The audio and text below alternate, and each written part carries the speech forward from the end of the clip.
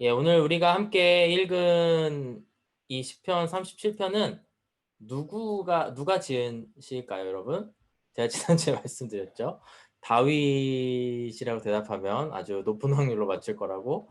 예, 오늘도 아직도 우리는 다윗의 시를 보고 있습니다. 보면은 다윗이 정말 여러 편의 시를 작성하였던 것을 우리가 알 수 있고요.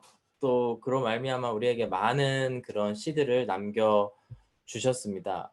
오늘 이 말씀을 시작하면서 여러분들께 한 가지 질문하길 원합니다. 여러분들 한 명 한 명씩 지목해서 한번 질문을 할 텐데 솔직하게 손을 들어주시기 바랍니다. 예, 비디오를 키기 원하지 않는 분들은 이거 아시죠? 리액션으로 이렇게 손을 들어주시면은 네, 제가 시키도록 할게요. 만약에 아무도 손을 안 들면 제가 무작위로 시키도록 하겠습니다.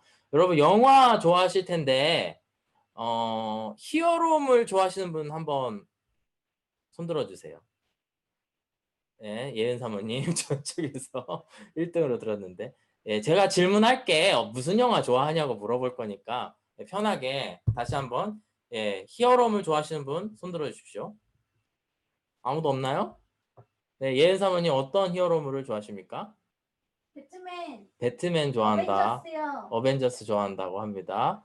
예, 그러면은 제가 한번 지목해 보도록 하겠습니다. 어, 혹시 요셉이는 어떤 히어로물 영화를 좋아하거나 좀 재밌게 봤습니까? 저는 히어로물 많이 안 봐가지고 네. 사실 잘 모르는데 히어로물은 뭐 어벤져스 뭐 저도 이런 건 보긴 봤어요. 네. 저랑 비슷하군요. 예. 네, 저도 뭐 보긴 봤는데 별로 안 좋아. 아무도 없습니까? 우리 청년부 안에서? 그렇군요. 우리 한번 무비나잇이나 그런 걸 할 수 있으면 하면 좋을 것 같습니다. 네, 제가 왜 이런 걸 물어봤냐면 우리가 영화나 소설 같은 걸 놓고 봤을 때 이제 해피엔딩으로 끝나는 그런 영화나 소설도 있고 그다음에 좀 애매하게 새드 엔딩 같기도 하고 애매하게 끝나는 그런 영화나 소설들도 있습니다.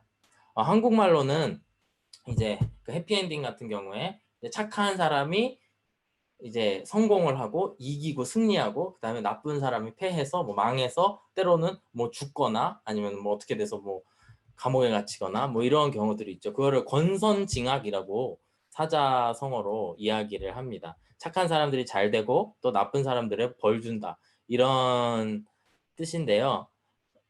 우리가 사는 세상에는 사실 그런 일들이 꼭 있으리라는 법이 없죠. 착한 사람이지만 잘못되는 경우도 있고 나쁜 사람이지만 잘 되는 경우도 있고 또 여러 가지 또 착한 사람이 잘 될 수도 있고 안 될 수도 있고 나쁜 사람이 안 될 수도 있고 될 수도 있고 뭐 이런 경우들이 있는데 사실 우리가 그런 여러 가지 경우들이 있기 때문에 착한 사람이 잘 되고 나쁜 사람이 잘 못 되는 그런 경우들을 대신 영화로 이렇게 보면서 우리가 그거를 만족하고 그거를 좋아하고 열광하고 그런 것 때문에 히어로물을 많이 보는 것 같습니다. 저도 꼭 히어로물은 아니더라도 이렇게 착하게 끝나는 영화들을 가끔 보면서 대리 만족을 하고 마음의 뿌듯함을 역시 착한 사람이 잘 돼야지 역시 나쁜 사람이 저렇게 망해야지 이러면서 이렇게 흡족해하고 그렇게 사는 것 같습니다. 하지만 우리가 사는 세상은 아까 말씀드렸다시피 그렇게 단순한 세상이 아니죠. 때로 살다 보면은 아니 왜 저렇게 나쁜 사람이 저렇게 잘 되는 거지? 저렇게 나쁜 짓을 하고 다른 사람들에게 사기를 치고 뭐 했는데 부자가 되고 또 다른 사람들을 죽음으로 몰게 했던 어떤 결정을 했던 그런 사람이 또 잘 살고 뭐 그런 경우를 보고 배아파하는 경우도 있습니다. 반대로 아니 왜 저 사람은 저렇게 착하고 정말 빛같이 소금같이 살아가는데 왜 저 사람은 늘 저렇게 못 살고 불행해 보이는 힘든 찌든 삶을 살아갈까? 그러면서 우리 크리스찬이나 하나님 믿는 사람들은 한마디 더 붙이죠. 도대체 하나님은 어디 계시는데 왜 하나님은 어디 계시길래 저런 사람 저 나쁜 사람 벌 주지 아니하시고 저 착한 사람을 저렇게 잘 성공하게 해주시지 않습니까? 이런 말을 해보신 분들도 많이 있을 것입니다. 우리가 살아가게 되면 이런 고민들을 하면서 살아가게 되는데 우리가 한 발짝 더 나가서 기독교인으로서 생각해 봤을 때 그 나쁜 사람들을 생각해 봤을 때에 우리는 그 사람들을 보면서 어떤 생각을 하게 되십니까? 참 우리가 그 사람들을 놓고 봤을 때 저 사람 정말 나쁜 사람인데 정말 미워해야지. 저 사람 정말 잘못되라고 기도해야지. 이런 생각을 혹시 해보신 적이 있으십니까? 근데 항상 그런 마음을 품다가도 한편으로 예수님께서 우리들에게 가르쳐 주신 그 말씀들이 있기 때문에 우리가 하나님의 백성으로 살아가는 사람들로서 정말 이웃을 사랑하라, 더 나아가 원수를 사랑하라고, 그 다음에 더 나아가 마음으로 다른 사람을 미워하면 그게 살인죄가 된다. 이렇게 말씀하셨던 하나님의 나라의 법칙을 우리가 알기 때문에 그 사람을 미워하지는 못하고 어찌할 바를 모르고 그러신 적이 있으실지도 모르겠습니다. 우리가 살다 보면은 이처럼 매우 불공평해 보이는 그런 상황 가운데에 놓일 때도 있고 정말 머리로는 이해가 안 되는 그런 일들을 경험하게 될 수도 있습니다. 오늘의 시를 앞에 6절만 같이 읽게 되었는데 다윗이라고 하는 그 이 시를 쓴 사람의 주위에는 유난히 많은 그런 나쁜 사람들이 많이 있었습니다. 악인이라고 표시도 되는데요. 악인이 성경에서 얘기하는 악인은 어떤 사람들이냐면 하나님을 대적하는 사람들이라고 생각할 수가 있습니다. 하나님을 대적한다는 건 무엇이냐면 하나님을 조롱하고 하나님을 비방하는, 하나님을 막 깎아내리는 그런 말을 하는 사람들. 예를 들면 다윗이 만났던 누가 있죠? 골리앗이라고 하는 사람이 있습니다. 그는 다른 나라, 이방 나라의 장수였는데 그 성경은 이렇게 하고 있죠. 그가 하나님과 그 군대를 모욕하였다. 그래서 골리앗 같은 사람들도 그가 살아가면서 만나게 되었습니다. 또 하나님을 대적하는 사람 말고도 하나님의 뜻에 거스르는, 하나님의 뜻에 맞지 않는 그런 삶을 사는 사람도 악인이라고 할 수 있습니다. 대표적으로 다윗 전에 이스라엘 왕이었던 사울이 참 안타까운 인물인데요. 처음에는 하나님의 말씀을 잘 듣고 살아가다가 막판에 왕이 되고 나서는 하나님의 뜻에 거스르는 삶을 살았던 사람입니다. 그래서 하나님의 영이 그를 떠났다라는, 그가 왕이었지만 하나님의 영이 그를 떠났다라는 말들이 성경에는 나오고 있습니다. 이처럼 다윗의 주위에는 악인, 악한 자라고 할 만한 사람들이 많이 있었는데 이 골리앗이나 사울의 공통점이 무엇인지 아십니까? 둘 다 다윗보다 힘이 세고 다윗보다 세상적으로 성공했고 다윗보다 잘 나가는 사람들이었다라고 하는 것입니다. 골리앗은 뭐 육체적으로 장군으로서 더할 나위 없는 그런 피지컬을 가지고 태어난 사람이겠죠. 그다음에 목소리도 크고 아주 그냥 그 일대에서 가장 강한 그런 사나이였습니다. 동시에 사울은 왕이었습니다. 그도 등치가 크고 이렇게 아주 잘생긴 외모였다고 성경은 기록을 하는데 더군다나 그는 왕이었고 정치적으로 아주 강한 힘을 가진 사람이었습니다. 하지만 다윗은 이들과 같이 하나님을 모욕하거나 하나님의 뜻에 맞지 않게 살아가는 사람들이 어떻게 되었는지, 하나님께서 그들을 어떻게 다스리시고 어떻게 통치하시는지 그런 것들을 많이 지켜보았던 사람이었습니다. 그래서 그로 말미암아, 그런 경험들로 말미암아 어떻게 행동을 하는 것이 옳고 하나님의 뜻에 맞게 살아가는 것인지 아주 잘 알았던 사람이었습니다. 그래서 다윗은 우리에게 1절 말씀과 같이 권면을 하고 있는 것입니다. 1절 말씀 다 함께 읽어볼까요? 1절 말씀을 보시면 악을 행하는 자들 때문에 불평하지 말며 불의를 행하는 자들을 시기하지 말지어다. 악을 행하는 자들 때문에 불평하면서 도대체 왜 이런 겁니까? 이런 얘기를 하지 말라. 이렇게 다윗은 단호하게 이야기를 하고 있고, 또 불의를 행하는 자들, 그들을 시기하지 말지어다. 저 사람이 어떻게 저렇게 하나님을 비방하고 사는데 나보다 잘 나가는 그런 사람입니까? 어떻게 왕입니까? 이런 걸로 그들을 시기하지 말라라고 이야기했던 것입니다. 다윗이 왜 이런 고백을 할 수밖에 없었을까요? 하나님을 따르지 않고 오히려 조롱하는 그들을 보면서 아마도 시기를 하거나 불평했던 경험이 있었으리라고 생각을 합니다. 하지만 그 가운데 다윗은 여러 가지 지혜들을 깨닫게 되는데 2절의 말씀을 또 다 같이 읽어보길 원합니다. 그들은 풀과 같이 속히 배임을 당할 것이며 푸른 채소같이 쇠잔할 것이미로다. 왜 악인의 성공에도 불구하고 그들이 나보다 잘 나가는 것 같고 나보다 높은 자리에 있는 것 같아 보여도 우리가 불평하거나 시기를 하면 안 될까요? 성경에서는 풀과 같은 그런 그들이 풀과 같이 배임을 당할 것이다. 풀은 대표적으로 성경에서 유한한 생명을 가진 그런 것을 상징합니다. 이런 말씀이 있죠. 풀은 마르고 꽃은 시드나 주의 말씀은 영원하다. 이런 말씀이 있죠. 풀이라고 하는 것은 아주 유한한 생명을 가진 그런 생명입니다. 풀이 잘려나가는 순간 그것은 이제 생명을 잃어가는 그런 것들을 상징하는 말이기 때문입니다. 그러면서 후반부에 보시면은 이렇게 잘 나가는, 겉으로 보기에 잘 나가는 것 같은 그런 악인들을 이렇게 이야기합니다. 그들은 푸른 채소같이 쇠잔할 것이미로다. 왜 푸른 채소라고 이렇게 표현을 했을까요? 왜냐면은 그들이 아무리 잘 나가는 것처럼 화려한 것처럼 정말 푸른 채소처럼 보일지라도 그들이 곧 쇠잔해질 것이고 그들은 사라질 것이다. 사실 오늘 본문 37편, 시편 37편 전체가 40절인데요. 무려 제가 세어보니까 7번에서 8번 이상 같은 말들이 반복이 되고 있습니다. 즉 아무리 그러한 세상적으로 잘 나가는 것처럼 보이지만 하나님 앞에서는 악한 그런 사람들이 아무리 잘 나가는 푸른 채소와 같이 보여도 그들은 채소에 불과하다라고 하는 말씀을 하고 있는 것입니다. 9절의 말씀도 보시면은 여러분 성경책으로 이렇게 따라오시면서 읽으시면 좋을 것 같은데 비슷한 얘기를 반복적으로 이야기합니다. 진실로 악을 행하는 자들은 끊어질 것이나 여호와를 소망하는 자들은 땅을 차지하리로다. 악을 행하는 자들은 언젠가 끊어진다라고 하는 것입니다.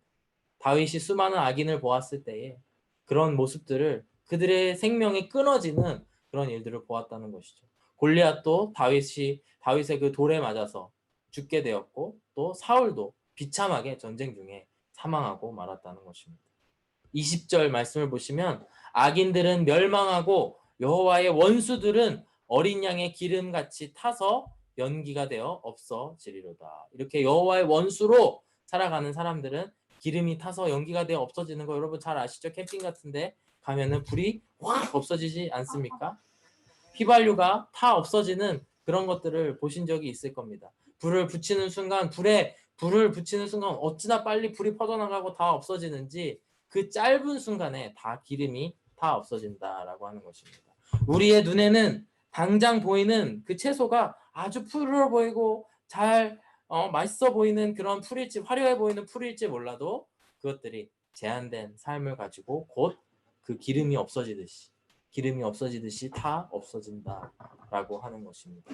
또 비슷한 말씀을 36절 소개해드리길 원합니다. 내가 지나갈 때에 그는 없어졌나니 내가 찾아도 발견하지 못하였도다.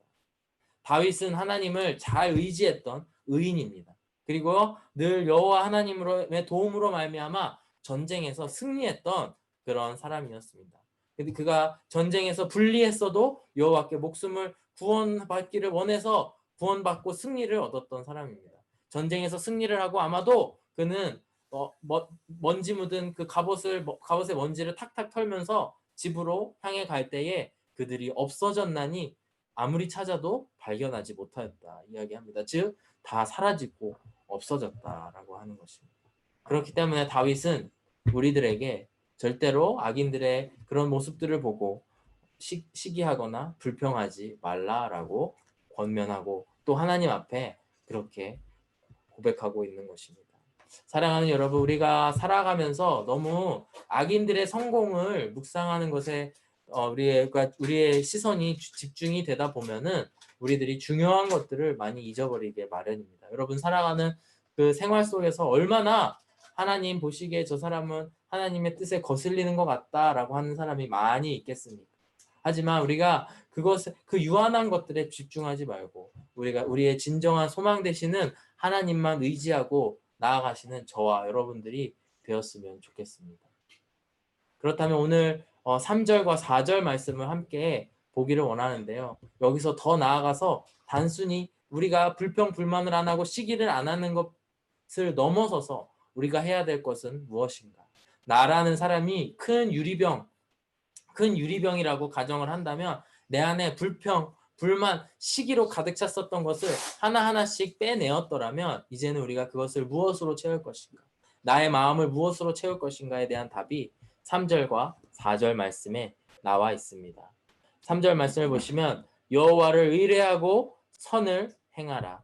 땅에 머무는 동안 그의 성실을 먹을거리로 삼을지어다. 또 여호와를 기뻐하라. 그가 내 믿음의 소원을 내게 이루어 주시리로다. 말씀을 합니다. 여호와를 의뢰하라라는 말이 자주 나옵니다. 시편 말씀을 보면 자주 나오는데 여기서 의뢰하다라는 것은 믿고 의지해라라고 하는 말씀입니다. 즉 여호와 하나님을 믿고 의지함으로써 선을 행하며 악한 자에게 선을 행하며 나아가라라고 말씀을 하고 있고요. 또 그 하나님의 성실, 하나님의 faithfulness, 그것을 나의 먹을거리로 삼고 그런 푸른 채소를 보는 것이 아니고 하나님의 성실을 나의 먹을거리로 삼고 그것을 가지고 살아가라. 그러면서 4절 말씀을 여호와를 기뻐하라. 그러면은 하나님께서 너의 소원을 들어주실 것이다. 말씀하고 있는 것입니다. 사랑하는 청년 여러분, 여러분의 삶 가운데 여러분은 삶에서 무엇을 통해 기뻐하십니까? 지난주에도 제가 질문을 드렸는데 여러분들의 삶에 무엇을 통해서 기쁨을 얻어 가십니까? 인생의 그 걸음을 한 걸음 한 걸음 걸어가는 동안에 무엇을 원동력으로 살아가십니까?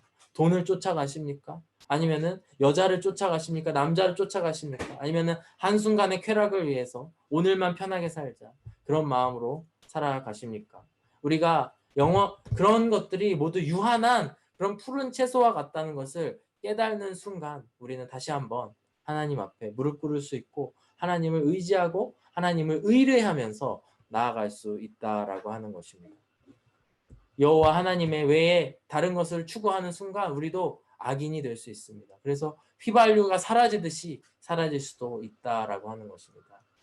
우리는 지금 코로나 시대를 벌써 1년 가까이 살고 있죠. 이 코로나 시대가 우리에게 주는 질문과 도전이 바로 이런 것이라고 생각합니다. 너는 어떤 기쁨으로 그동안 교회에 나왔니? 어떤 재미로 그동안 교회에 다녔니? 사람들과 만나서 교제하는 거, 밥 먹는 거, 나의 외로움을 달래주는 거, 아니면은 뭐 배우자감을 찾는 거, 뭐 그런 이유들도 교회에 나오기만 한다면 다 좋다고 생각합니다. 하지만 우리가 다 그것들을 지금은 할 수 없는 그런 시기 가운데 있지 않습니까? 그렇기 때문에 우리가 이 시간에, 코로나 시간에 우리에게 허락된 것, 우리가 할 수 있는 것이 무엇이겠습니까? 오직 여호와 하나님과 관계를 쌓고 그 가운데 예수님과 교제하는 것, 그런 삶을 살아가시는 저와 여러분들 되시기를 간절히 바랍니다. 우리가 매주 찬양 인도를 해주시는 우리 승윤 형제 있는데 참 매주 많은 고생을 해주고 있다는 것을 저는 알고 있습니다. 자주 이렇게 연락을 하면서 찬양 준비 어떻게 돼가느냐. 예를 들어서 오늘 같은 경우에는 그 동영상 생성하는 게 조금 컴퓨터가 오래 걸려서 그것 때문에 또 애를 많이 쓰는 모습을 또 바라보았습니다. 또 이게 찬양 인도를 처음 맡았을 때에는 혼자서 다 해야 되기 때문에 얼마나 외로울까. 그다음에 저 자리가 힘든 자리인데 사실 아무도 하고 싶어 하지는 않을 자리인데 라고 생각을 하였습니다. 그래서 승윤 형제에게 위로한다고 제가 많이 외롭지, 많이 힘든 자리야. 그래도 열심히 하자. 이렇게 독려를 하기도 했었는데 그럴 때마다 승윤 형제가 저한테 이야기해줬던 게 이런 이야기입니다. 이렇게라도 안 하면 제가 이 코로나 시대에 하나님과 너무 멀어질 것 같습니다. 그렇게 이야기를 하면서 한 주 한 주 하나님 앞에 찬양으로 올려드리는 그것을 견뎌내는 그런 승윤 형제의 그런 모습들을 보게 되었습니다. 일정 시간이 지나고 나서 지금은 어떻습니까? 이것으로 인해서 찬양을 준비하는 과정을 통해서 하나님과의 교제가 회복이 되고 또 그 가운데 하나님과 깊은 관계로 나아가는 모습을 옆에서 지켜보게 되었습니다. 정말 이 작은 일일 수 있지만 이 일을 감당함으로 말미암아 하나님과의 관계가 회복되는 승윤 형제를 바라보게 되면서 정말 크게 소망하게 되었습니다. 우리 청년들 모두가 정말 한 사람 한 사람이 하나님과 교제하는 자리, 하나님을 섬기는 자리, 하나님과 교통하는 자리에 나와야 되겠다. 그 자리를 통하여서 우리가 관계를 회복되었으면 좋겠다 기도하게 되었습니다. 사랑하는 여러분, 우리가 이 힘든 시기이지만 반드시 우리가 붙잡아야 될 것은 그 악인들이 뭐 잘하고 못하고 이것을 바라보는 것이 아니고요. 오직 우리가 여호와 하나님만으로 기뻐할 수 있는가, 여호와 하나님만으로 기뻐하면서 나아갈 수 있는가, 그것에 집중하면서 우리가 다른 것에 기쁨을 얻고 있다면 다시 한번 우리가 서야 될 자리가 어디인지를 살펴보는 그런 저와 여러분들이 되셨으면 좋겠습니다. 우리가 하나님으로 기뻐하고 하나님으로 만족할 때에 우리의 인생이 바뀌어질 줄로 믿습니다. 그리고 그분께서 우리의 소원을 이루어 주실 줄로 믿습니다. 4절 후반부에 보시면은 소원을 내게 이루어 주리로다 이렇게 말씀을 하고 있는데, 이 원어적인 표현이 뭐냐면 너의 심장의 갈망을 이루어 주시리라. 무슨 뜻이냐면요, 우리가 겉으로 원하는 것들이 많이 있을지 모르지만 마음속으로 정말 원하는 그 갈망을 하나님께서 채워주실 거다 말씀을 하고 있는 것입니다. 어떻습니까? 이 말 들으면 약간 심장이 떨리지 않습니까? 정말 나의 가장 깊은 곳, 내가 모르는 나까지도 아시는 분이 바로 우리의 하나님이십니다. 우리가 그분께만 소망을 두고 그분께만 기대를 걸고 나아가는 저와 여러분들이 되셨으면 좋겠습니다. 우리가 하나님께만 소망을 두고 소원을 두었을 때에 5절, 6절처럼 하나님께서 이끌어 주신다고 하셨습니다. 다 같이 한번 5절, 6절 보실까요? 내 길을 여호와께 맡기라. 그를 의지하면 그가 이루시고 내 의를 빛같이 나타내시며 내 공의를 정오의 빛같이 하시리로다. 우리가 여호와로 말미암아 여호와만으로 기뻐하게 되면은 하나님께서 우리의 길을 인도해 주신다. 그리고 우리의 의를, 우리의 그런 영광을 빛같이 빛내 주시며 정오의 빛같이 하시리라. 이것은 다윗이 경험한 것들 아니겠습니까? 하나님을 의뢰했을 때, 하나님께 의지했을 때에 그는 골리앗을 이겨낼 수 있었습니다. 동시에 하나님께 의뢰하고 하나님께 나아갔을 때에 그 사울 왕으로부터 보호를 해주셨고 결국에 사울 다음의 왕이 되게 하셨다라는 것입니다. 우리가 이 다윗의 말씀을, 다윗의 이 고백을 우리가 함께 묵상하며 나아갈 때에 우리가 회복돼야 될 기쁨, 그것이 무엇인지, 그리고 우리가 하지 말아야 될 것들, 우리가 해도 의미 없는 것들이 무엇인지를 깨닫고 나아가시는 저와 여러분들이 되었으면 좋겠습니다. 이제 나머지 구절들을 간단히 설명해 드리면서 나아가기를 원하는데요. 제가 간단하게 우리가 그렇다면 여호와로 기뻐하게 되면 하나님으로부터 받는 선물들이 있습니다.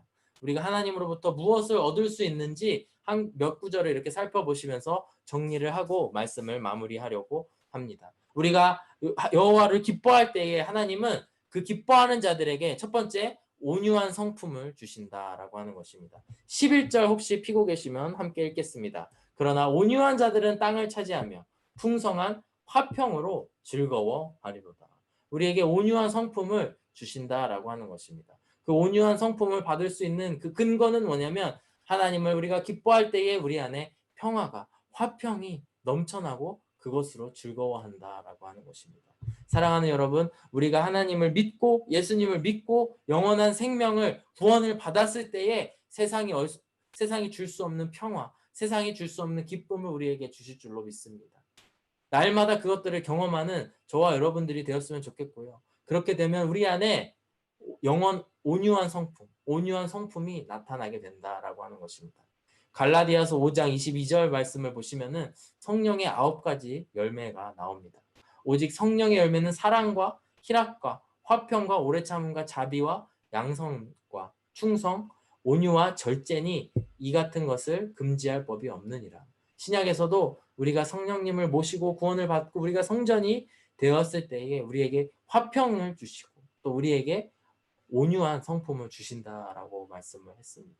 저와 여러분들이 정말 하나님을 기뻐하고 여호와로 즐거워할 때에 그러한 화평, 그러한 온유한 마음들이 회복되기를 원합니다. 그래서 그 누가 우리를 보았을 때에도 저 크리스찬이 참으로 온유한 사람이구나. 저 사람이 정말 너무나 젠틀한 사람이구나. 저 근거가 무엇일까라고 바라보면서 그런 또 나아가는 저와 여러분들이 되었으면 좋겠습니다. 두 번째로 여호와를 기뻐할 때에 하나님께서 우리에게 주시는 선물은 영원한 안보, 영원한 보호하심을 얻을 수 있다라고 하는 것입니다. 25절 말씀을 보시면 내가 어려서부터 늙기까지 의인이 버림을 당하거나 그의 자손이 걸식함을 보지 못하였도다.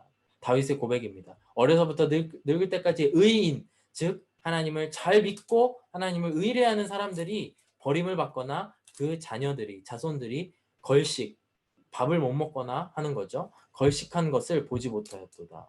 39절 말씀 보시면 의인들의 구원은 여호와로부터 오나니 그는 환난 때에 그들의 요새이시로다.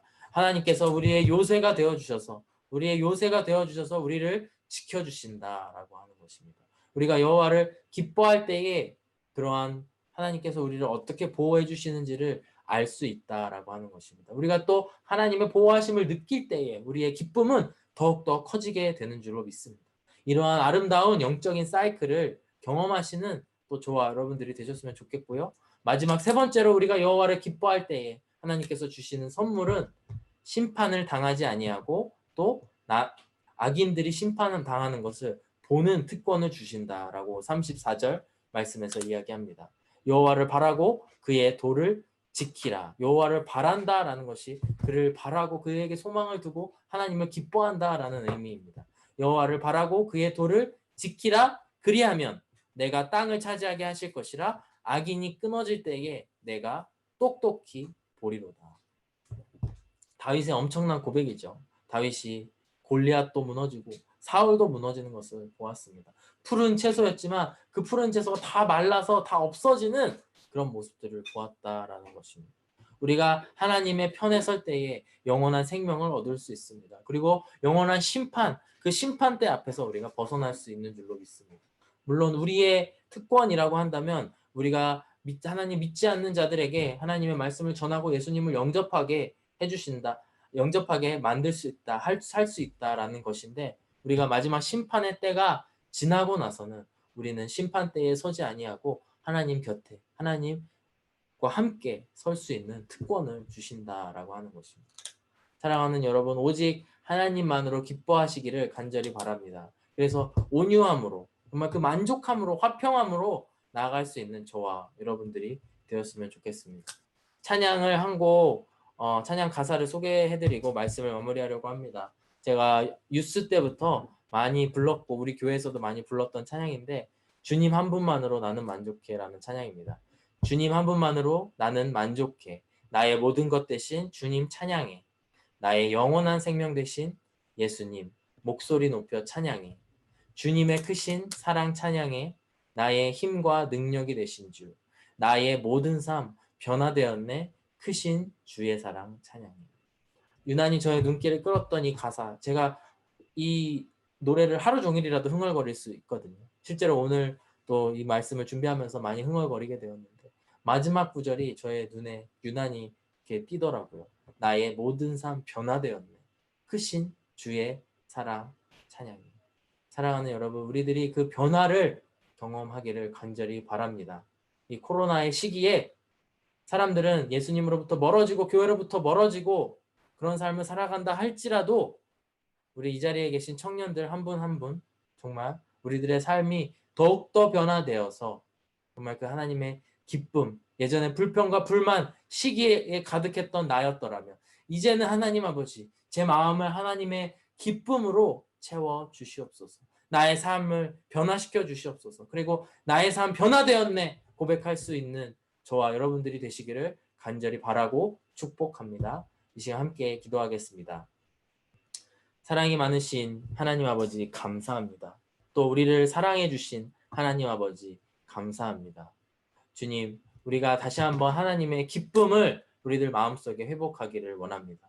우리가 하나님의 기쁨이 되기를 원하고 또 하나님 한 분만으로 기뻐하고 만족할 수 있는 청년들이 되기를 원합니다. 하나님 아버지 함께하여 주시고 주님의 크신 은혜를 내려 주시옵소서. 감사드리며 예수 그리스도의 이름으로 기도드렸습니다. 함께 축도하심으로 예배 마치겠습니다.